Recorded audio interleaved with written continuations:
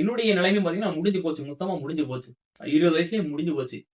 அ ஒரு 2 வருஷம் நான் சொல்லியிருக்கேன். 200 வீடியோ சொல்லியிருக்கேன். 2 வருஷம் படுக்கையில தான் இருந்திருக்கேன். என் தாய், தகப்பன், சகோதரன் தான் என்னை வந்து அடகாத்த கோழி மாரி பார்த்து, அவ்வளோ கஷ்டப்பட்டு என்ன தேத்தி கொண்டு வந்தாங்க. அப்படி இருக்கும்பொழுது தான் ஜோதிட புத்தகங்கள படித்து, ஜோதிட அறிவு வளர்த்துக்கிட்டு, நான் இன்னைக்கு ஒரு ஜோதிடராக இத்தனை பேருக்கு நடுவுல நான் வந்து அறிமுகமாகி வந்துருக்கேன். ஜோதிடத்த வச்சு என்னால முடிஞ்ச சேவைகள மக்களுக்கு பண்ணிக்கிட்டு இருக்கேன். நானும் அத வைத்து தான் வாழ்ந்து கொண்டிருக்கிறேன்.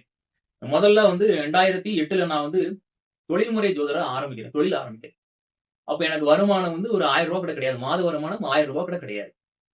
என் குடும்பத்த வந்து என்னுடைய அண்ணனுடைய வருமானத்துல தான் நாங்க வாழ்ந்துட்டு இருக்கோம். நான், எனது தாய், தகப்பன், அண்ணன். அண்ணனுடைய சம்பளத்துல தான் குடும்பம் ஓடுது.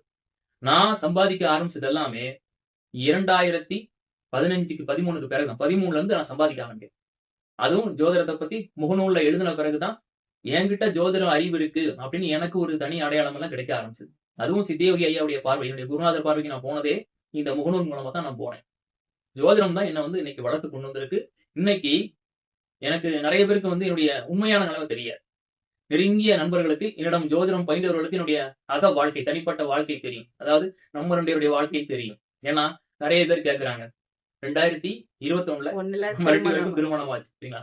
என்னுடைய திருமணத்துக்காக வந்து முதல்ல நெறைய பேரு அ உறவுகளையும் சரி, என்ன பத்தி நெருக்கமா தெரிஞ்சவங்களும் சரி, எனக்கு வந்து திருமணமே ஆகாது. ஏன்னா, அடிபட்டு எனக்கு வந்து ஒரு கால் பிரச்சனை இருக்கு.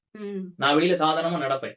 யாரும் என்ன கண்டுபிடிக்க முடியாது. ஆனால், என்னால தொடர்ந்து ஒரு இடத்துல அமர்ந்து வேலை பார்க்க முடியாது. இது எனக்கு இருக்கிற மிகப்பெரிய சவால். ஆனா, இந்த சவால்களை எல்லாம் நான் கடந்து வந்ததுக்கு, இத்தனைக்கு என்ன தேத்திக் கொண்டதுக்கு காரணம், எங்க அப்பா எனக்குள்ள விதைச்ச அந்த கடவுள் நம்பிக்கை.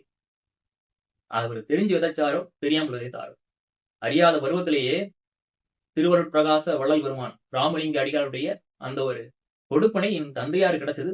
அவர் அந்த அனுகிரகத்த எங்களுக்கு குடுத்தாரு. எனக்கும் எங்க அண்ணனுக்கும் குடுத்தாரு. எங்க அம்மாவுக்கும் குடுத்தாரு.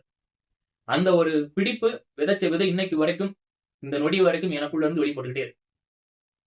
எதுக்காக இத ஞாபகப்படுத்துறேன் அப்டின்னா, நம்ம சும்மா ஒண்ணும் வளர்ந்து வந்துரல. ஒண்ணுமே இல்லாத ஒரு பூஜ்ஜியமா என் வாழ்க்கை ஆரம்பிச்சது. 2015, 16க்கு பிறகு தான் நான் மெல்ல மெல்ல சம்பாதிக்க ஆரம்பிக்கிறேன். அதுவரைக்கும் என்னுடைய அண்ணனுடைய வருமானத்துல தான் குடும்பம் ஓடிட்டு இருக்கு.